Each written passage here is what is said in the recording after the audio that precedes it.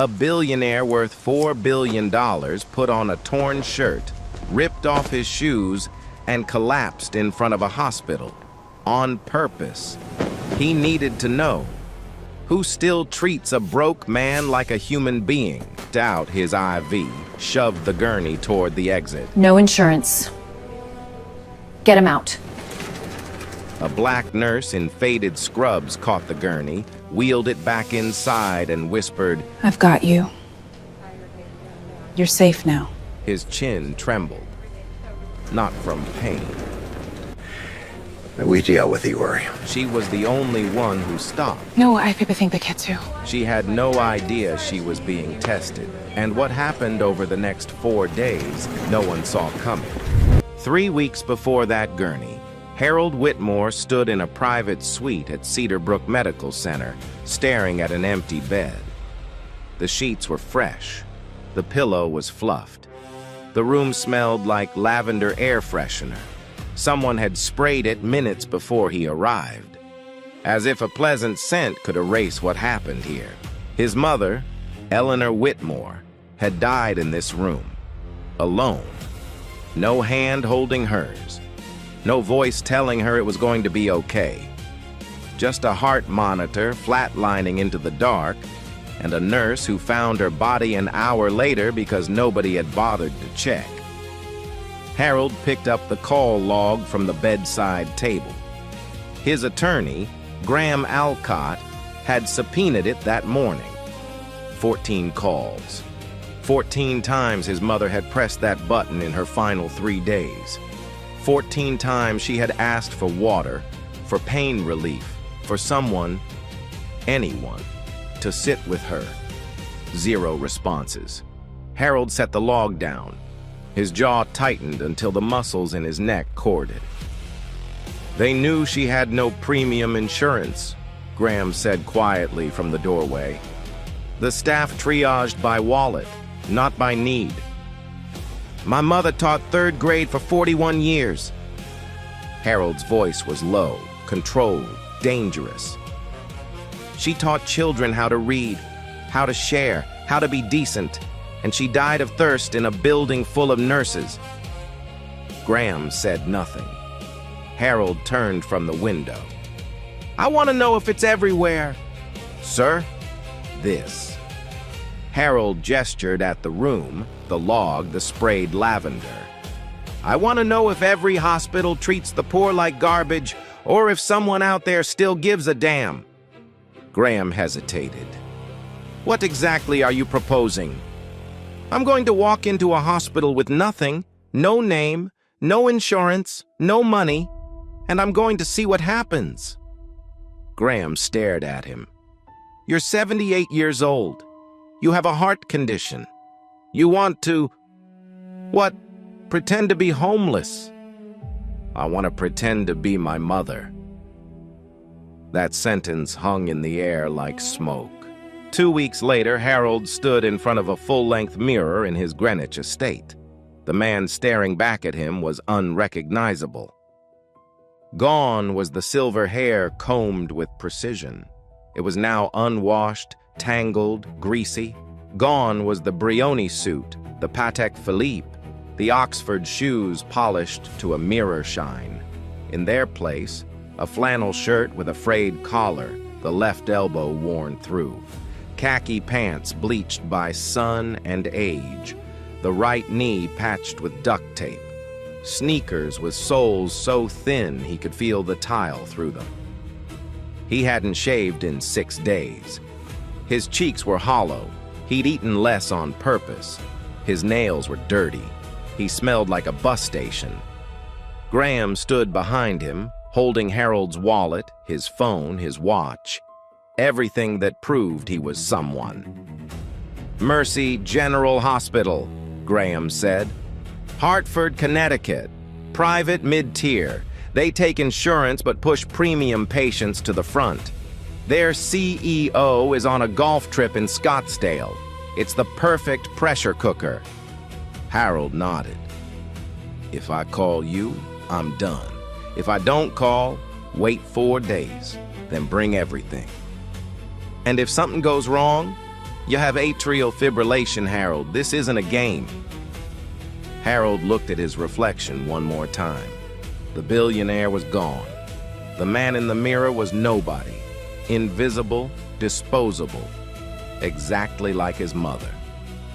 My mother pressed that button 14 times, Harold said. Nobody came. I need to know if that's who we are now. He walked out the front door without his shoes. Graham watched the richest man he'd ever known shuffle down the driveway like a vagrant, and for the first time in 30 years of practicing law, he had no idea what to say. Harold hit the pavement outside Mercy General at 7:14 on a Tuesday morning. He didn't fake it gently. He dropped hard, knees first, then shoulder, then face against the concrete. The impact split his lip. Blood trickled into the gutter. A janitor smoking near the loading dock saw him fall and jogged over. Hey man, you okay? Harold didn't answer. His eyes rolled back. His breathing turned shallow and ragged, partly acting, partly real. The morning air was 38 degrees, and he could feel every crack in the sidewalk through his paper-thin sneakers. The janitor called it in. 2 paramedics wheeled Harold through the ER entrance 6 minutes later, and that's when the sorting began. Mercy General's emergency room at 7 in the morning was controlled chaos. Monitors beeping, a child crying in curtain 3, a drunk sleeping it off in the hallway, and behind the central station, surrounded by clipboards and coffee cups, stood Victoria Ashford. She saw the gurney before she saw the man on it. Torn flannel, no shoes. The paramedics had noted he wasn't wearing any. Dirt under his fingernails. The smell hit her from 10 feet away. Unwashed skin, old sweat, something sour. Victoria's nose wrinkled. She didn't try to hide it. "What do we have?" she asked, not moving from behind the counter. The paramedic handed over the intake sheet. "Male, late 70s, collapsed outside the main entrance. BP is low, possible dehydration, no ID on him, no insurance card, no emergency contact." Victoria scanned the sheet the way someone scans a restaurant bill they don't intend to pay. She set it down. "Call Hartford County. They have a shelter clinic. Transfer him out. He hasn't been examined yet. He doesn't need to be examined here. Look at him."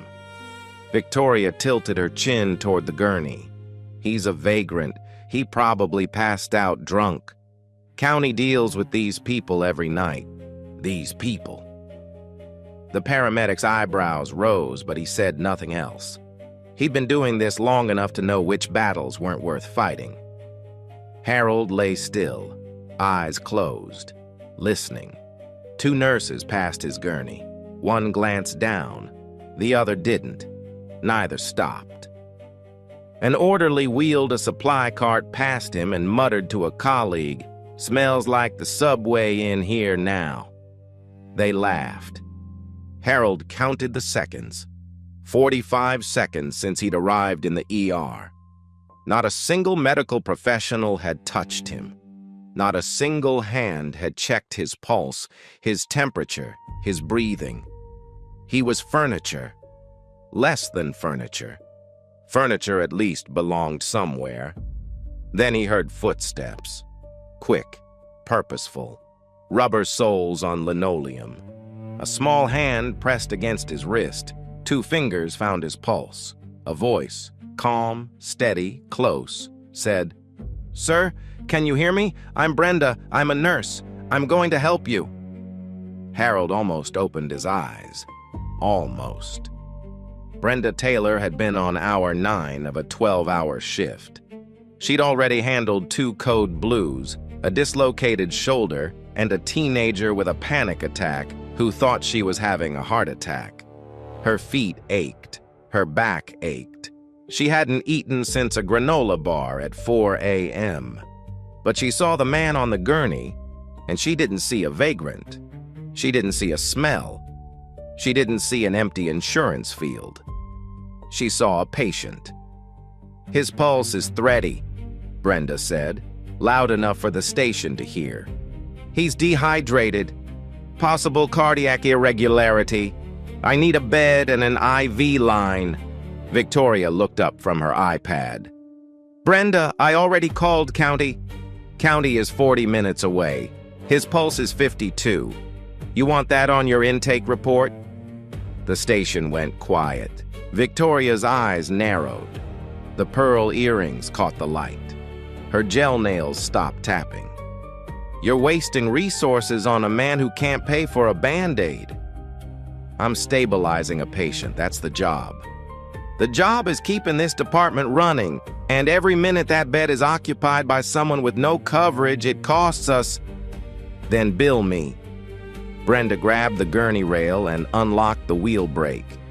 "Room 4B is open. I'm taking him there." She wheeled Harold down the corridor without waiting for permission. Victoria watched her go. Then she picked up her iPad, opened a new email to administration and typed, "Resource misallocation, Brenda Taylor, RN." In room 4B, Brenda adjusted Harold's pillow and pulled a thin hospital blanket over his shoulders. "You're safe now," she said. Harold kept his eyes closed, but for the first time since his mother died, he felt something he hadn't expected to feel: hope. Room 4B was the smallest room on the 3rd floor. One window, one chair, a curtain that didn't close all the way. The kind of room hospitals keep for patients they'd rather forget about. Brenda didn't forget. She started with the basics: blood pressure, 88/54, dangerously low. Heart rate, irregular, skipping every 4th beat. Temperature, 96.1.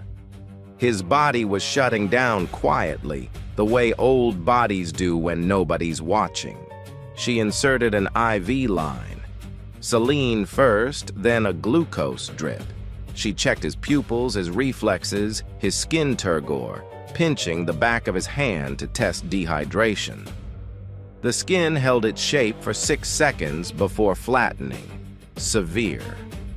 "When's the last time you had water?" she asked. Harold opened his eyes for the first time. He looked at her. Really looked. Small woman, dark skin, curly hair pinned back with a pencil. No makeup. A burn scar on her left hand, old and faded. Scrubs that were a size too large, bought off a clearance rack. And eyes that didn't look through him the way everyone else's had. Yesterday, he lied. He'd actually had sparkling water in his Bentley 6 hours ago, but the character he was playing hadn't drunk anything in 2 days. Yesterday when? Morning maybe, I don't remember. Brenda shook her head. She pulled a meal tray from the hallway cart. Turkey sandwich, apple juice, a cup of Jell-O. Standard hospital food that no paying patient ever touched. "Eat," she said. "All of it." "I'm not hungry." "I didn't ask if you were hungry, I said eat." Harold almost smiled. Almost. He picked up the sandwich and took a small bite. It tasted like cardboard and mercy. Brenda sat in the single chair and started writing notes. Not on the computer terminal at the nurse station. She'd been locked out of his chart because Victoria hadn't authorized his admission. So she wrote on paper, a yellow legal pad she kept in her locker for situations exactly like this. Patient, John Doe, approximately 78 years.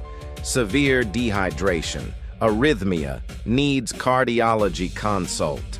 No allergies reported, no medications reported. Alert and oriented ×3. She was building his medical record from scratch because the system refused to acknowledge he existed. Harold watched her write. "You're wasting your time. he said. "They don't want me here. They don't get to decide that. The blonde one does. She's your boss. She's my manager. There's a difference." Harold took another bite, chewed slowly. "What's the difference?" Brenda looked up from the pad. "A boss tells you what to do. A manager is supposed to make sure you can do it right. Victoria does neither. She manages spreadsheets, not patients." Harold said nothing. He filed that away. At 2 p.m., Brenda's shift was supposed to end. It didn't. She stayed an extra 2 hours to monitor his IV drip, adjust his fluid rate, and check his cardiac rhythm every 30 minutes. The overtime wasn't authorized. She wouldn't be paid for it. At 4 p.m., she walked to the cafeteria. The turkey sandwich on his tray had been hospital-issued, free with admission. But Harold hadn't been officially admitted, which meant the tray she'd given him had been charged to her employee meal account. She bought a second meal, chicken soup this time, $3.12. She carried it back to room 4B and set it on his table. "I didn't ask for more food," Harold said. "You didn't ask for the first one either." She checked his IV line one more time, wrote a note on the yellow pad, and paused at the door. "I'll be back at 6 a.m. Night shift nurse is Angela. She's good. If you need anything, press the call button. If nobody comes..." Brenda hesitated. Then she pulled a pen from her hair and wrote a phone number on the corner of his pillowcase. "That's my cell. Call me." She left her personal phone number for a man she'd known for 9 hours. A man with no name, no money, no insurance. A man the entire hospital wanted gone. Harold stared at the number on his pillowcase. 10 digits written in blue ink by a woman who earned less in a year than he spent on wine in a month. He folded the pillowcase corner carefully, as if it were a contract worth signing. Day 2. Harold decided to push. He woke Brenda's replacement, Angela, the night nurse, at 3 a.m. by pressing the call button 11 times in 4 minutes. When Angela arrived, breathless and irritated, he demanded warm milk. Not cold, not room temperature, warm. Angela brought him warm milk. He took one sip, said it was too hot, and poured it on the floor. Angela didn't come back after that. At 6:12 a.m., Brenda walked into room 4B and found Harold sitting upright in a soaked bed. He'd knocked over his water pitcher, deliberately, and let it soak through the sheets, the mattress pad, the pillow. The room smelled like wet fabric and something stale. "Good morning," Brenda said. She didn't ask what happened. She didn't sigh. She didn't roll her eyes. She pulled fresh sheets from the supply closet, peeled the wet ones off the bed with Harold still sitting in the chair she'd moved him to, and remade the bed in 4 minutes flat. Hospital corners. Tight. Perfect. Harold watched her, testing, waiting for the crack. "You missed a spot," he said, pointing at a wrinkle near the foot of the bed. Brenda smoothed it out without a word. At 8 a.m., Brenda brought his medication, a mild diuretic for fluid retention and a baby aspirin for his irregular heartbeat. Both purchased from the hospital pharmacy using her employee discount because his chart still didn't exist in the system. Harold looked at the pills in the small paper cup. "I'm not taking those." "Why not?" "I don't trust pills from people I don't know." Brenda pulled the chair up to his bedside. She sat down, eye level with him, not standing over him, not hovering. Level. "My mother had type 2 diabetes," she said. "For years, she refused to take her insulin, said she didn't trust doctors, said they were out to get her." Brenda paused. She lost her left foot at 53, her right at 57. She died in a wheelchair at 61, in a hospital a lot like this one, because she didn't trust the people trying to keep her alive. She placed the paper cup on his tray. I'm not asking you to trust me. I'm asking you to trust the medicine. Harold looked at the cup, looked at Brenda, took the pills. He hated himself for testing her. That was new. At 10 a.m., Victoria made her rounds. She stopped at room 4B's doorway but didn't enter. She looked at Harold the way someone looks at a stain on an expensive carpet. He's still here? Victoria said to the nurse at the hallway station. Brenda's handling him. Of course she is.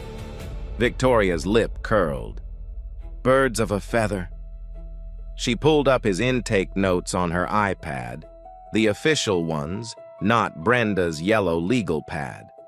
The system showed nothing. No name, no diagnosis, no billing code, just a bed number and a timestamp. This man is a ghost in our system, Victoria said to the charge nurse, loud enough for anyone nearby to hear. And Brenda's playing Mother Teresa with hospital resources. This isn't charity work. This is a medical facility. If she wants to save strays, she can volunteer at the pound. 2 orderlies heard it. A resident heard it. Nobody said anything. At noon, Victoria sent a second email to administration. Subject: unauthorized patient, room 4, B, day 2. Brenda Taylor continues to provide care to an unregistered, uninsured patient. No physician has ordered treatment. No billing has been established. This represents a direct violation of intake protocols 4.2 and 7.1. I recommend immediate discharge and a formal review of Ms. Taylor's conduct. She CC'd 3 department heads. At 3 p.m., Brenda was called into Victoria's office. The office smelled like vanilla candle and ambition. Victoria sat behind her desk, legs crossed, iPad open to a spreadsheet. Sit down, Brenda. I'll stand. Victoria's jaw tightened. Your patient in 4B, the one with no name, no file, no money, has been here for 31 hours. He's consumed 2 meals, an IV bag, and 12 hours of nursing time. Total billable revenue, 0. You want to explain that? He has an irregular heartbeat. He's severely dehydrated. He needs at least 48 more hours of observation. He needs a bus ticket to the nearest shelter. He needs a doctor. Victoria leaned forward. Let me make this simple. Your performance review is in 6 weeks. Right now, your patient satisfaction scores are fine. Your efficiency metrics are adequate. But if you keep spending hospital time on a man who will never pay a cent, those numbers will drop. And I won't protect you. Brenda looked at her. My conscience is fine, Victoria. Can you say the same? She walked out before Victoria could answer. Day 3. The results came back. Brenda had begged Dr. Calloway, the only attending physician who still owed her a favor, to run a basic cardiac panel on Harold without going through the system. Off the books. A personal request. Calloway did it, grumbling about liability and paperwork, but he did it. The results were not good. Atrial fibrillation. Moderate. Harold's heart was misfiring every few beats, sending tremors through his chest like small electrical storms. Without medication, the rhythm would worsen. Without treatment, a clot could form. Without intervention, that clot could travel to his brain. Brenda stared at the printout in the break room. She'd seen these numbers before. She knew exactly what he needed, a beta blocker called metoprolol, extended release 50 milligrams, standard prescription, available at any pharmacy, covered by any insurance. Harold had no insurance. She went to the hospital pharmacy first. The pharmacist, a thin man named Clark with wire-rimmed glasses, looked at her request and shook his head. No chart, no physician order on file, no insurance authorization. I can't dispense this, Brenda. You know that. He has AFib. He needs this today. Then get a doctor to admit him properly. I've been trying for 2 days. Clark lowered his voice. Victoria flagged his file. Anybody who touches this patient's case without her approval gets written up. I'm sorry. My hands are tied. Brenda called Dr. Calloway again. Voicemail. She called Dr. Singh, the cardiologist on rotation. His secretary said he was in surgery until 6 p.m. She called the chief of medicine. The line rang 9 times and went to an automated message. 9 calls. No answers. The echo of Eleanor Whitmore's 14 calls hummed through the building like a frequency nobody else could hear. At 4:30 p.m., Brenda clocked out. She walked to her car, a 2009 Honda Civic with 187,000 miles, a cracked windshield, and a passenger side mirror held on with electrical tape. She drove 11 minutes to the nearest CVS.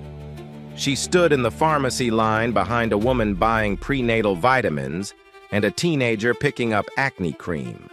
When it was her turn, she handed over a handwritten note with the drug name, dosage, and her own name as the purchasing party. "That'll be $186.40, the pharmacist said. Brenda opened her wallet.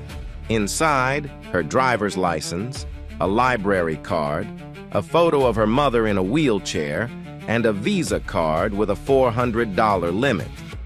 She was already carrying $212 on that card, last month's electric bill, and a brake repair she'd put off twice. She swiped it. The machine paused for 3 seconds, long enough for her to wonder if it would decline. It didn't. $186.40. That was more than her weekly grocery budget, more than the rent contribution she owed her cousin, who let her sleep in the second bedroom of a 2-bedroom apartment in East Hartford, more than the new Crocs she'd been looking at online for 4 months because her current pair had a hole in the left sole that she'd patched with a strip of duct tape and a prayer. She drove back to the hospital with the medication in a white CVS bag on the passenger seat. She didn't cry. She didn't call anyone. She didn't post about it. She just drove. In room 4B, Harold was awake. He'd been watching the door for an hour, counting the minutes since Brenda's shift ended. She walked in at 5:47 p.m., almost 2 hours after clocking out. Unpaid, unasked. She set the CVS bag on his tray table. "Take one now. 1 in the morning, 1 at night. Don't skip." Harold looked at the bag. He reached for it and saw the receipt poking out from the top. $186.40. Visa ending in 3841. Taylor, Brenda M. His hand stopped. He'd built shopping malls. He'd closed deals worth more than this hospital. He'd written checks with more zeros than most people see in a lifetime. But this receipt, this thin, crumpled piece of thermal paper, carried more weight than any contract he'd ever signed. She bought heart medication for a stranger, with money she didn't have, on a credit card she couldn't afford. "You didn't have to do this," Harold said. His voice cracked. He didn't mean for it to crack. "Yeah," Brenda said. "I did." She checked his blood pressure one more time, 94/60, improving, and walked to the door. Harold noticed the duct tape on her left shoe as she turned the corner. He pressed his face into the pillow and exhaled a sound that wasn't quite a sob and wasn't quite a laugh. It was the sound of a man who had spent 3 days looking for something good and had found it in the last place he expected. Not in a boardroom, not in a church, not in a foundation, in a pair of broken shoes. Day 4. Victoria brought backup. At 9 a.m., Brenda was called to conference room B on the second floor. The room smelled like dry erase markers and stale authority. 3 people were already seated when she walked in. Victoria Ashford, at the head of the table. Legs crossed, iPad open. A printed spreadsheet fanned out in front of her like evidence at a trial. Douglas Mercer, hospital administrator. 56 years old, gray suit, gray hair, gray expression. A man who had spent his career making safe decisions and calling them leadership. He sat with his hands folded, the way people do when they've already made up their minds but want to appear fair. And Karen Wells, head of human resources, pen ready, legal pad open. Her presence meant one thing. This wasn't a conversation. It was documentation. Brenda sat down. She didn't bring notes. She didn't bring a union rep. She brought herself. Victoria spoke first. Room 4, B, day 4. Your patient, and I use that term loosely, has occupied a bed for 96 hours. He has produced 0 documentation, 0 insurance verification, 0 payment of any kind. Brenda has provided unauthorized care, used hospital resources without approval, and failed to follow discharge protocol on 3 separate occasions. She slid the spreadsheet across the table. Total cost to the department, $1,462. Mercer picked up the sheet, studied it, set it down. Brenda, he said, in the voice of a man who practices empathy in front of a mirror. Nobody's questioning your intentions. You're a good nurse. Everyone knows that. But we have to think about the bigger picture.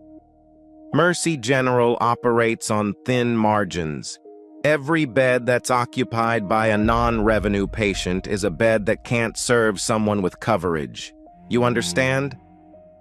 Brenda looked at him.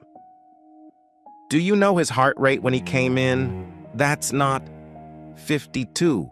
Do you know his blood pressure? 88/54. Do you know what happens when someone with atrial fibrillation goes untreated for 72 hours? A clot forms. It travels to the brain. He strokes out. He dies. In our hospital, on our floor, in a bed that you're telling me should have been empty. The room went quiet. Victoria jumped in. Nobody's saying he should die, Brenda. We're saying he should die somewhere else. The words landed like a hammer on glass. Brenda turned to her. Say that again. Victoria didn't flinch. He's not our responsibility. He walked in off the street with nothing. County has facilities for people like him. Shelters have clinics. Churches have volunteers. We are a private hospital, not a soup kitchen. People like him, Brenda repeated. You keep saying that. People like him. What does that mean, Victoria? Poor people? Old people? Dirty people? Which category bothers you most? Victoria's pearl earrings swayed as she tilted her head. Don't make this about something it isn't. You made it about something it is the moment you called him a stray dog. Karen Wells stopped writing. Mercer shifted in his chair. This meeting is about protocols, Mercer said quickly, not about... This meeting is about a man dying in room 4B while 3 people in suits decide if he's worth saving based on his credit score. Brenda's voice didn't rise. It didn't need to. I took an oath, not to a spreadsheet, not to an insurance company, to a patient. And that man, with no name, no shoes, no one in the world, is my patient. Silence. Victoria recovered first. She always did. Fine. Let me put it plainly. Discharge him by 6 p.m. today, or I initiate a formal review of your conduct. That goes on your record. That affects your license." Mercer nodded slowly. "It's the right call, Brenda. For everyone." Karen Wells wrote something on her legal pad and underlined it twice.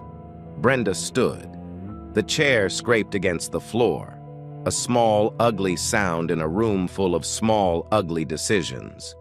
If his heart stops tonight because you sent him out into the cold with an untreated arrhythmia, I want every person in this room to remember this conversation.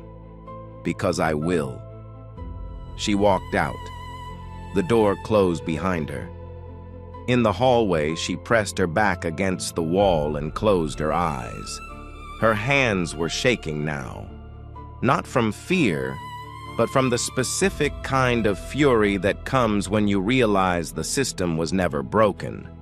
It was built this way. Down the hall, in room 4B, Harold lay still.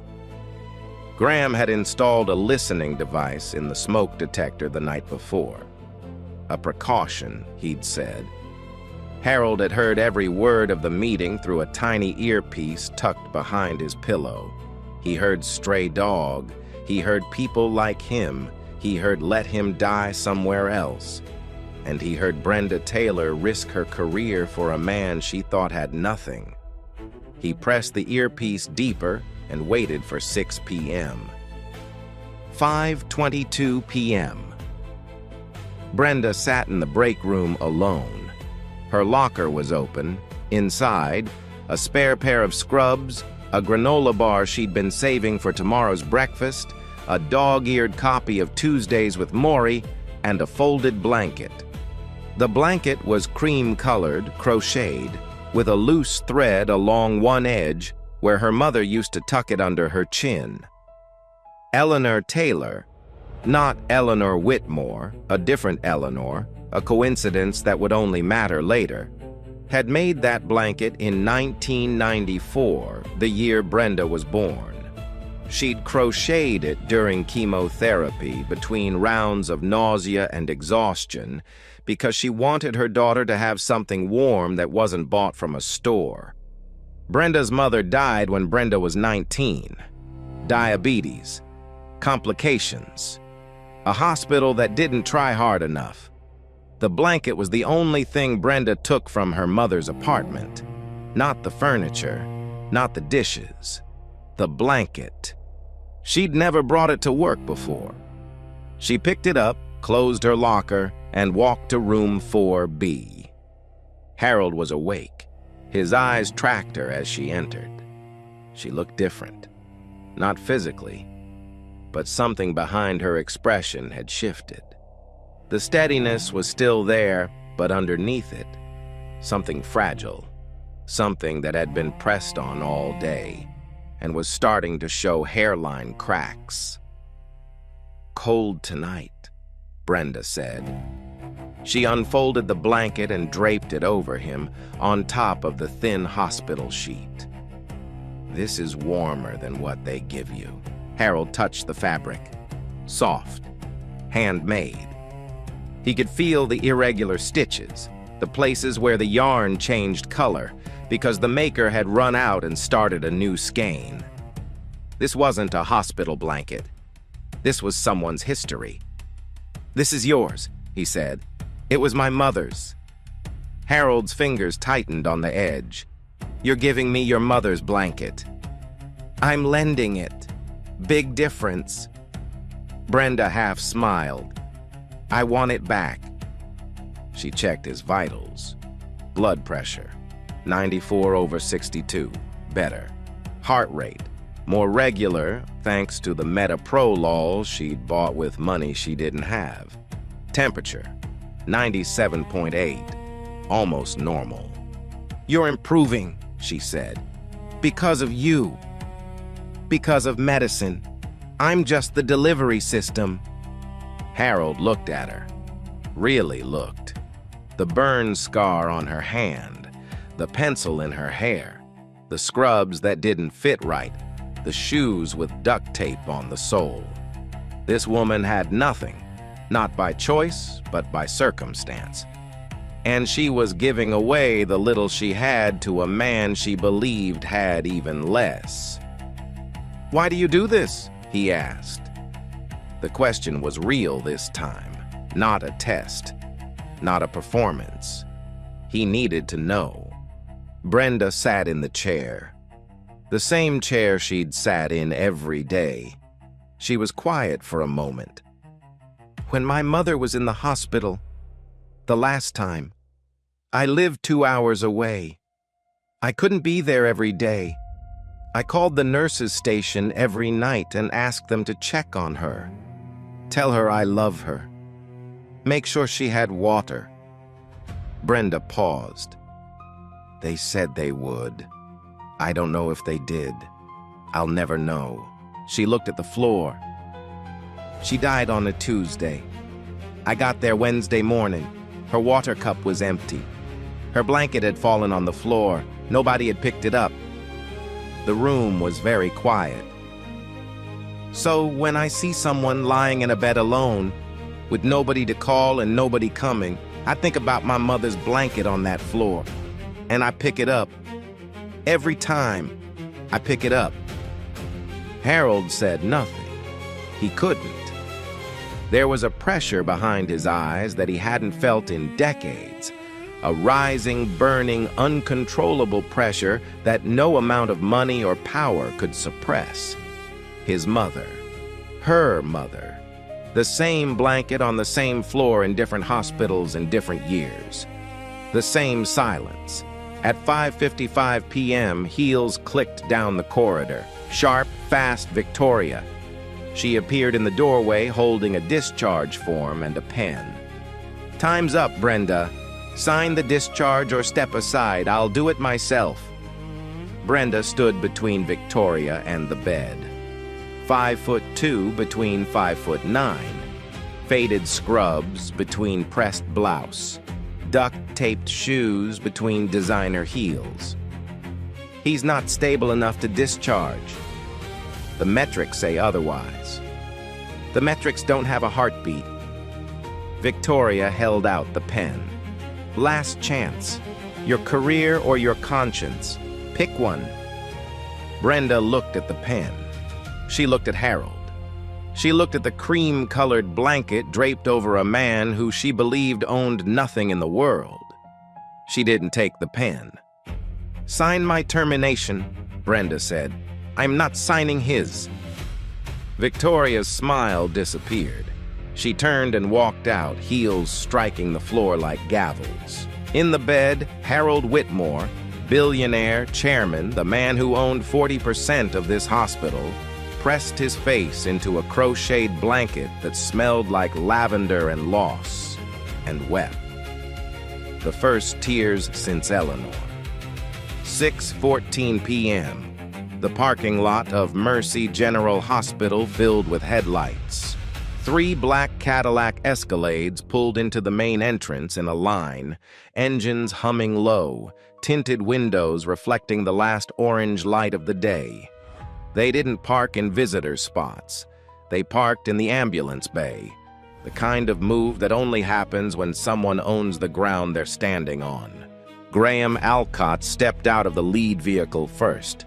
Charcoal suit, leather briefcase, the posture of a man who had spent 30 years standing behind power and had learned how to project it himself. Behind him, 2 associates. Behind them, a paralegal carrying a steel-reinforced document case. The automatic doors opened. Graham walked through the ER like he owned it, because in a legal sense, his client did. The receptionist looked up. "Can I help?" Graham set a business card on the counter.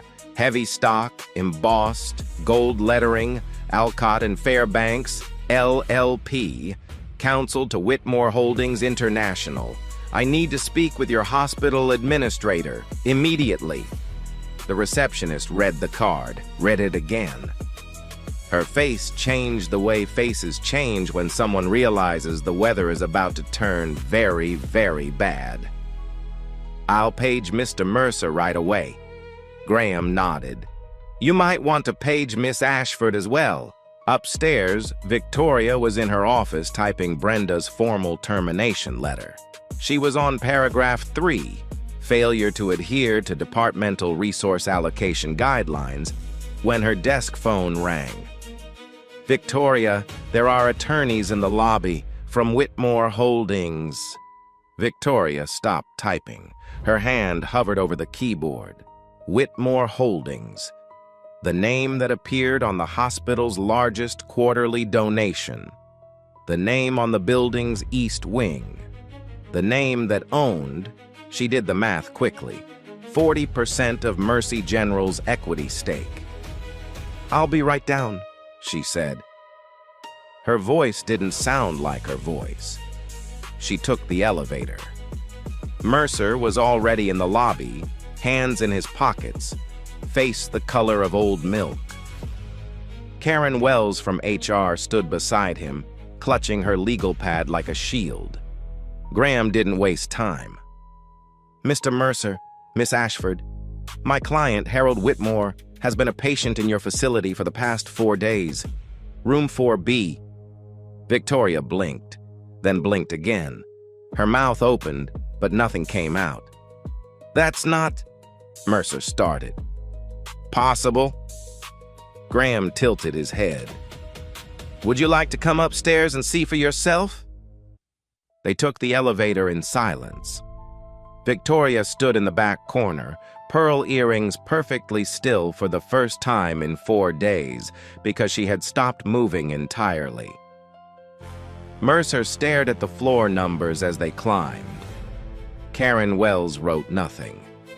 The doors opened on the 3rd floor. Graham led them down the corridor to room 4B. The door was open. Inside, Harold Whitmore was standing, not lying down, not slumped in the bed, standing, straight-backed, shoulders square. The man who had shuffled into this hospital with no shoes and no name was standing in the center of the room with the posture of someone who had commanded boardrooms for 5 decades. Graham set the document case on the bed and opened it. Inside, a pressed charcoal suit, a white dress shirt, Italian leather shoes, and a Patek Philippe watch. Harold dressed in silence. He buttoned the shirt, straightened the cuffs, slid the watch onto his wrist, tied the shoes, each movement precise, deliberate, ritual. The transformation took 90 seconds. The homeless man vanished. In his place stood Harold Whitmore, chairman of Whitmore Holdings International, net worth $4.2 billion, the man whose signature kept this hospital's lights on. Victoria leaned against the door frame. Her legs weren't working properly. Mercer looked like he was calculating how many career-ending decisions he'd made in the past 4 days. Harold didn't look at either of them. He looked at Brenda. She was standing in the corner of the room near the window. She still had the yellow legal pad in one hand and a pen in the other. She hadn't moved since the Escalades pulled up. She didn't understand what was happening, not yet. But she understood that the room had shifted in a way that rooms shift when gravity changes direction. 4 days, Harold said. His voice was different now, deeper, clearer. The voice of a man who was done pretending. 37 staff members rotated through this floor. Doctors, nurses, orderlies, administrators. 37 people walked past my door. He took 1 step toward Brenda. You were the only one who walked in. Brenda's hand tightened on the legal pad. The pen shook. Not from fear, from the sudden, overwhelming weight of being seen by someone who had been watching the entire time. I don't understand, she whispered. You will, Harold said. I promise you will. He turned to Victoria. The pearl earrings, the pressed blouse, the gel nails, The woman who had called Brenda's patient a stray dog, who had told him to die somewhere else, who had threatened to fire the only person in this building who had treated him like a human being. Harold looked at her for 3 seconds. He didn't say a word. He didn't need to. Victoria understood. 2 weeks later, the conference room on the 42nd floor of Whitmore Tower in downtown Hartford held 19 people and 1 silence. Harold Whitmore sat at the head of a mahogany table that cost more than Brenda Taylor's annual salary. Graham stood to his right, reading from a leather-bound document that had been revised, notarized, and sealed exactly 6 days after Harold left Mercy General Hospital. The new will. Item 14, Graham read. The Harold and Eleanor Whitmore Foundation for Patient Equity shall be established with an initial endowment of $30 million. The foundation's mission: to guarantee that no patient in any Whitmore-affiliated medical facility shall be denied care based on insurance status, financial capacity, or social standing. A board member shifted in his chair. Another removed his glasses and cleaned them. The universal gesture of men who don't know what to say. Item 15. Brenda Michelle Taylor shall be appointed Executive Director of the Foundation, effective immediately. Annual compensation: $320,000 plus full benefits, plus an operating budget to be determined by the Foundation's Board of Trustees. Brenda was sitting in the back of the room. She'd been invited by Graham 3 days earlier, told only that Mr. Whitmore wanted to discuss a professional opportunity. She'd worn the nicest thing she owned, a navy blue dress she'd bought for her mother's funeral 7 years ago. It still fit, but the zipper stuck. She heard her name. She heard the number. She heard the word director. Her hands gripped the armrests of her chair. She didn't make a sound. Graham continued. Item 16.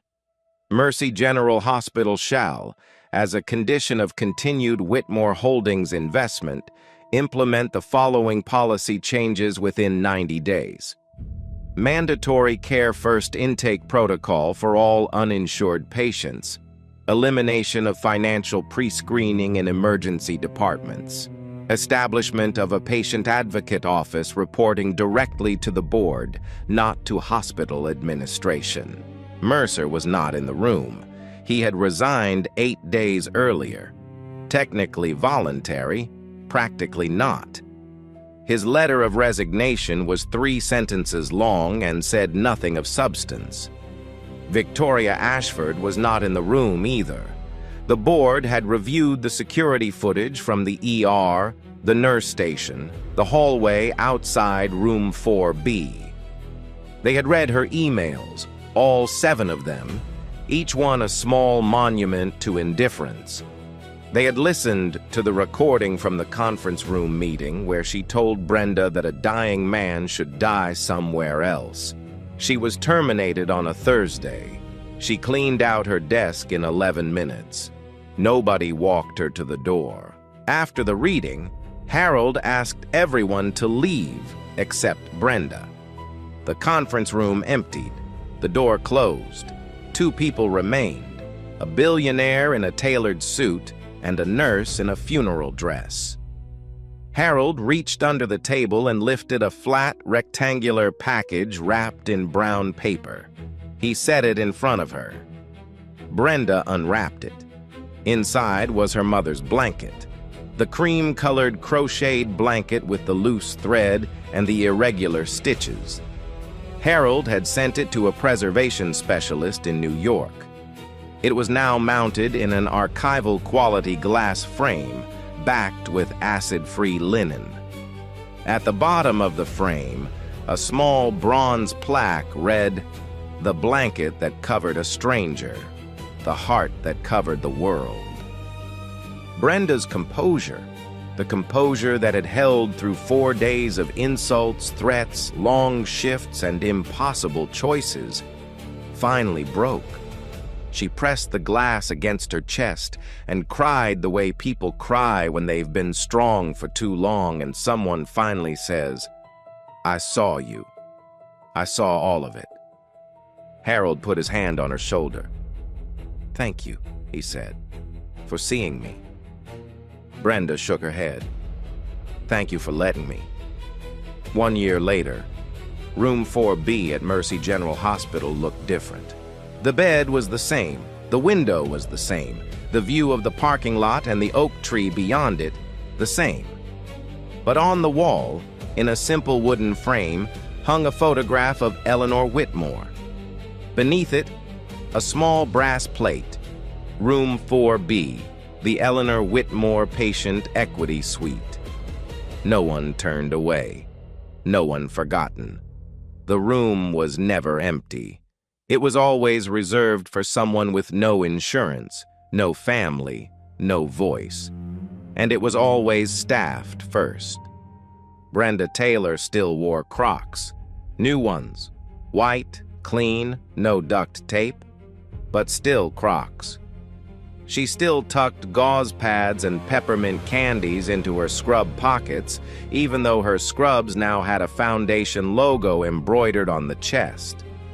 Old habits, good habits. She didn't work the floor anymore. She ran the foundation from a small office on the 4th floor of Whitmore Tower, the same building where her name had been read aloud in a will she never expected to hear. But every Thursday afternoon, she drove back to Mercy General and walked the halls, checked on patients, sat with the ones who had nobody, brought blankets. Harold called her every Sunday. The conversations were short, 10 minutes, sometimes 15. He asked about the foundation. She asked about his heart. He always said it was fine. She always told him to take his medication. Every call ended the same way. "Thank you for seeing me, Brenda." "Take your pills, Harold." The foundation funded care for over 4,000 uninsured patients in its first year. 14 hospitals across Connecticut adopted the Care First protocol. 3 states began legislative reviews of emergency room financial screening practices. And in Room 4B, on a quiet Tuesday night, a 70-year-old woman with no insurance and no family was admitted with chest pain.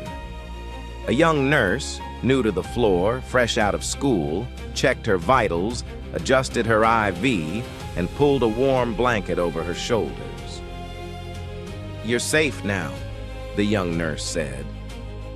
She had no idea where that phrase came from. It was just something the staff at Mercy General said. It had always been said here.